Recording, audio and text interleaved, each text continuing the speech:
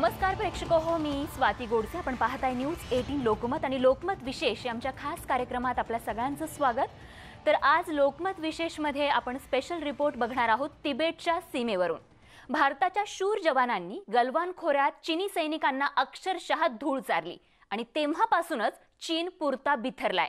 आता चीनी सैन्याकडून भारताला डिवचण्याचा पुन्हा एकदा प्रयत्न केला जातोय आणि त्यासाठी गलवान खोऱ्यात चीनची डाळ न शिजल्यामुळे शी जिनपिंग यांनी आता तिबेट सीमेवर लक्ष केंद्रित केलंय. तर चीनकडून तिबेट सीमेवर कोणत्या हालचाली केल्या जात आहेत आणि त्याला प्रत्युत्तर म्हणून भारताने कशा प्रकारची सैन्य तयारी केली आहे आणि मग चीनी सैनिकांनी भारतीय सैन्याची धास्ती का घेतली आहे, याच सगळ्या प्रश्नांचा वेध घेणार आहोत ड्रॅगनचा डाव या आमच्या खास कार्यक्रमात.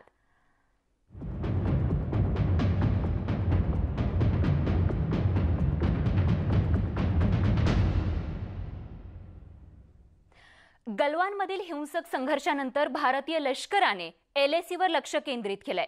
चीनी सैनिकांच्या प्रत्येक हालचालीवर भारतीय जवानांची बारीक नजर आहे आणि त्याचमुळे आता चीनी सैन्यानं तिबेटकडे आपला मोर्चा जो आहे तो वळवलाय. तर चीनने तिबेटमध्ये नवीन विमानतळ उभारण्यासही सुरुवात केली आहे. तसंच भविष्यात या विमानतळावर घातक लढाऊ विमानं तैनात करण्याचा देखील चीनचा नापाक इरादा आहे. पण भारतीय सैन्यानं चीनला आक्रमक रणनीतीनं चोख प्रत्युत्तर दिलंय. बघूयात याच संदर्भातला आमचा हा खास रिपोर्ट.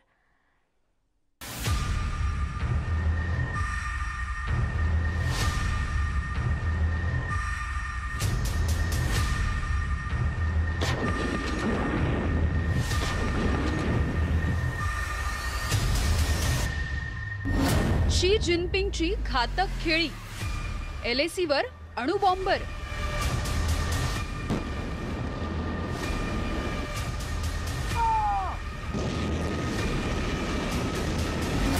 सीमेवर मिसाईल तैनात, LACवर तणाव वाढणार.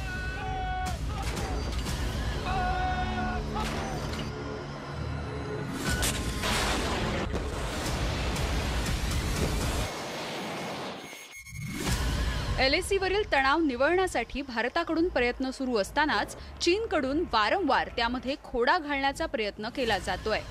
चीनकडून पुन्हा एकदा भारतावर कुरघोडी करण्याचा प्रयत्न केला जातोय. त्यामुळे LACवरचा तणाव वाढण्याची शक्यता निर्माण झाली आहे. युद्धजन्य परिस्थितीत वापरली जाणारी शस्त्र ड्रॅगनने LACवर तैनात केली आहेत आणि त्यामुळेच तणाव वाढण्याची भीती सुद्धा व्यक्त केली जाते. चीनने तिबेटच्या स्वायत्त प्रदेशात घातक मिसाईल सोबतच अणुबॉम्बर विमानांच्या तैनातीची योजना आखून ठेवली आहे. तिबेटमधील विमानतळांवर हे मिसाईल्स आणि अणुबॉम्बर विमान तैनात करण्यासाठी चीनने सुरुवात केली आहे.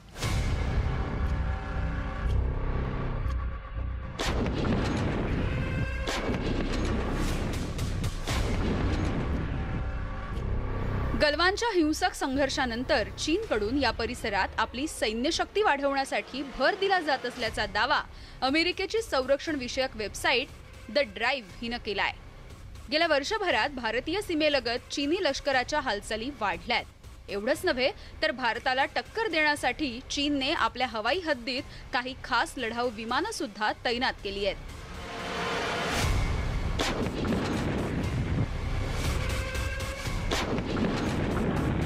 गलवानच्या संघर्षानंतर चीनी सैन्य बिथरलंय.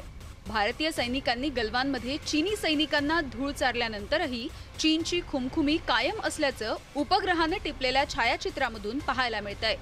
चीन सैन्य पुन्हा एकदा वाद उकरून काढण्याच्या प्रयत्नात असल्याचंही बोललं जातंय. चीननं तिबेटच्या शैनान भागात नवीन सैन्यतळ उभारला असल्याचं यामध्ये स्पष्टपणे दिसतंय.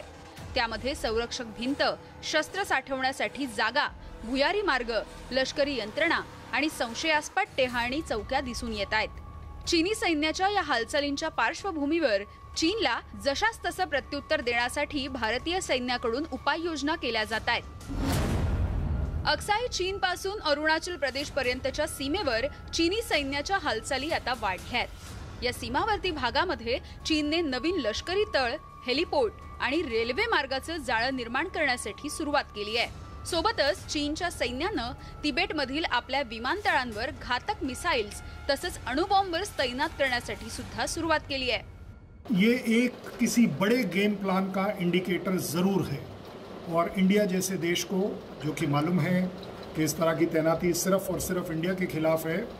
ज़रूरी है कि इंडिया को इसको बड़ा सीरियसली लेना चाहिए। जहाँ तक मिसाइल्स और कुछ न्यूक्लियर बॉम्बर्स जो वो डिप्लॉय कर रहा है, ये एक बहुत ही सीरियस बात है। ये क्लियर कट इंडिकेटर है कि यस, चाइना के दिमाग में, चाइना की स्ट्रॅटेजी में कहीं ना कहीं कोई बड़ी गेम आ रही है। अणुबॉम्ब हल्ल्याची क्षमता असलेली लढाऊ विमानं चीनकडून तिबेटच्या सीमेवरती तैनात करण्याचा प्रयत्न केला जातोय। सीमा भागामध्ये अशाच प्रकारचे घातक शस्त्र तैनात करून चीनकडून भारतावर दबाव टाकण्याचा प्रयत्न सुद्धा होतोय। चीनकडून या नव्या रणनीतीचा अवलंब केला जातोय, पण भारत चीनच्या या दबावाला काही बळी पडणार नाही। चीनकडून तिबेट आणि शिंजियांग प्रांतातील सीमेलगत लष्करी इन्फ्रास्ट्रक्चर निर्मितीवर सुद्धा भर दिला जातोय।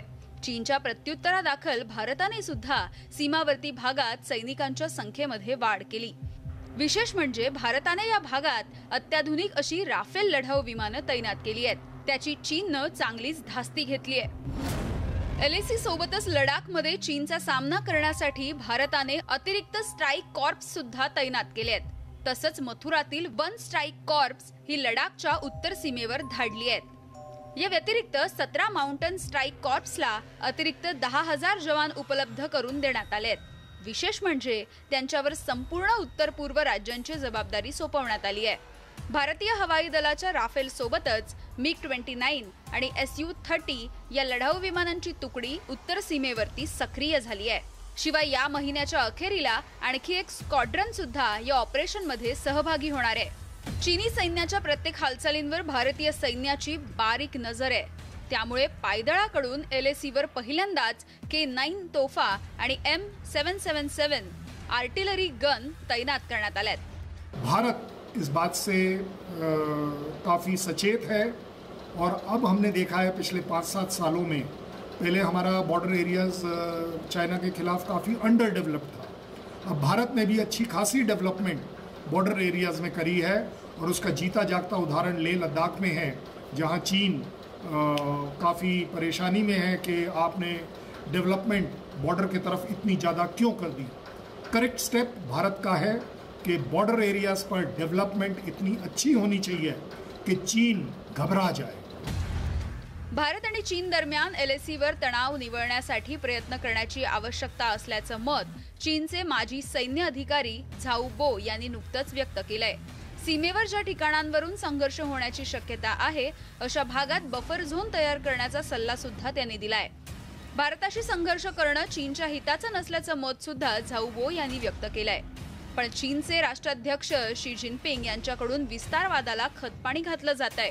ये चाइना के इंटरेस्ट में है कि वो अपना विस्तारवाद रोक ले, क्योंकि अगर आज भारत उठ गया है तो बाकी 23 देश जिनके साथ उनका विस्तारवाद से रिलेटेड डिस्प्यूट है, वो हर देश उठने को शायद भारत का एग्जाम्पल लेते हुए आगे बढ़ जाए और चीन के लिए काफ़ी तकलीफ हो जाएगी कि जब 23-24 राज्य देश चीन के ऊपर डिमांड करेंगे कि यस, आप ये जो विस्तारवाद की पॉलिसी चलाए हुए हैं ये गलत है, इसे रोकना पड़ेगा। चीनच्या शी जिनपिंग सरकारला हिंदी चीनी भाई भाईच्या घोषणेचा विसर पडलाय। चीनकडून भारतावर सतत कुरघोडी करण्याचा प्रयत्न केला जातोय। त्यामुळे भारतीय सैन्यानं आता आक्रमक भूमिका घेतली आहे। चीनला त्याच्याच भाषेत प्रत्युत्तर देण्याची संपूर्ण तयारी आता भारतानं सुद्धा केली आहे। Bureau report, news 18 Lokmat. आपण पाहताय न्यूज 18 लोकमत। ड्रॅगनचा डाव या आमच्या विशेष कार्यक्रमात आपल्या सगळ्यांचं पुन्हा एकदा स्वागत। तर गलवान खोऱ्यात भारतीय जवानांनी सर्वोच्च बलिदान देत देशाच्या सीमेचं रक्षण केलं आणि सोबतच चीनी सैनिकांना कायमची अद्दल घडवली। त्या हिंसक संघर्षानंतर भारतीय लष्कराने चीनी सैनिकांना शिरजोरी करण्याची एकही संधी दिलेली नाहीये। तर चीनचा विश्वासघातकी स्वभाव लक्षात घेता भारताने लडाखमधील आपली स्थिती आणखीन मजबूत केली आहे। बघूयात याच संदर्भातला आमचा हा खास रिपोर्ट।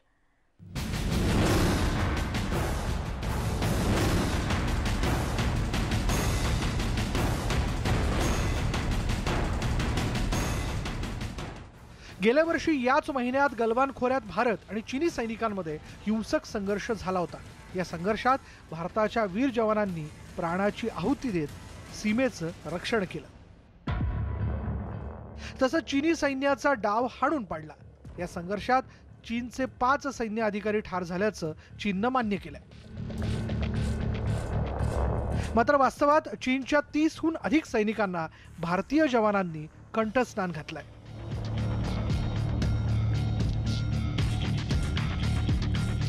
गलवानच्या हिंसक संघर्षानंतर LACवर अनेक वेळा दोन्ही सैन्य आमनेसामने आल्याचं पाहायला मिळालं। गेल्या 2 महिन्यात LACवरील काही ठिकाणांहून चीनी सैनिकांनी माघार घेतली असली तरी काही ठिकाणी अद्यापही चीनी सैनिकांची उपस्थिती कायम आहे। पण चीन कधी विश्वासघात करेल याचा काही नेम नाही। या पार्श्वभूमीवर लडाखच्या LACवर भारतीय सैनिक डोळ्यात तेल घालून पहारा देत आहेत। भारताचे लष्कर प्रमुख मनोज नरवणे यांनी नुकतंच गलवान खोऱ्यात शहीद झालेल्या वीर जवानांना श्रद्धांजली अर्पण केली। तसंच कोणत्याही आव्हानाचा सामना करण्यास भारतीय लष्कर सज्ज असल्याचं त्यांनी सांगितलं। भारताची चीनला लागून जवळपास 4000 किलोमीटरची सीमा आहे।